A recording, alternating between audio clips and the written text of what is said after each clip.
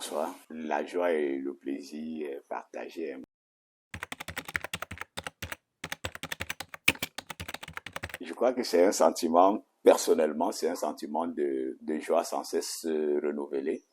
Nous avons ce privilège-là de pouvoir goûter à la communion des frères et aussi à la chaleur ouest-africaine et particulièrement du Bénin. Cet amour visible que nous pouvons ressentir une fois que nous sommes sur place, eu égard à la manifestation que nous voyons les frères nous donner au moment où ils nous aperçoivent. Ce sont des moments qu'on aimerait vivre permanemment, mais que peut-être le temps et les circonstances et les obligations ne nous permettent pas toujours. Donc revenir et connaître à nouveau ça, c'est toujours un plaisir.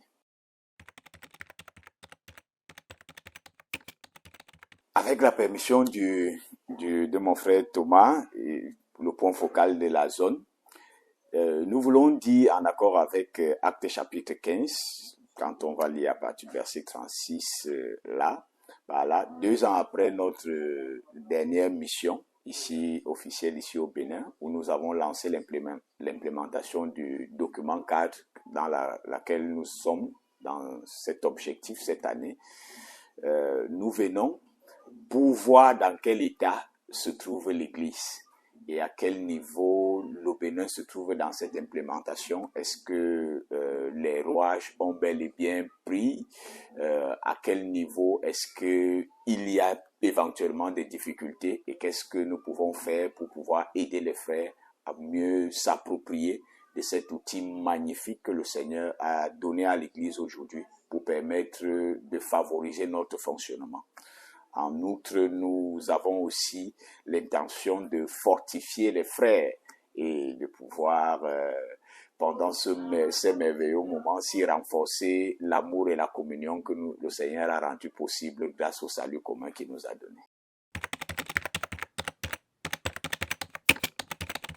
Nous voulons effectivement que la compréhension, l'unité d'esprit dans laquelle le Seigneur nous a mis sur le plan du salut, qui est une unité spirituelle faite par lui-même, que nous, les hommes, nous ressentons, mais que nous ne pouvons pas voir de manière pratique. Nous voulons la rendre visible au travers de l'unité d'action par l'implémentation uniforme de l'Église à l'échelle de l'Afrique.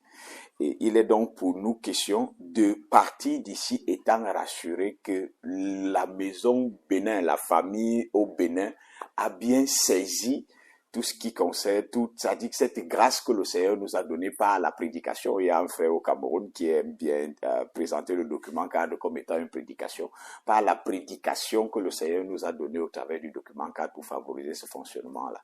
Et également, nous voulons voir l'Église du Bénin entière se lever comme une seule personne pour que nous puissions nous retrouver à la grande messe que nous aurons en juillet prochain du côté du Togo.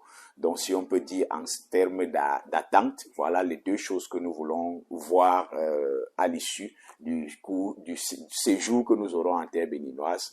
Être sûr que la machine, la pâte a bien prise en ce qui concerne l'implémentation du document cadre, mais aussi convoyer, aller tous ensemble pour aller approfondir davantage les grâces que le Seigneur a déverties à l'Église du côté du Togo. Voilà un peu les objectifs dans lesquels nous sommes pendant ces quelques jours.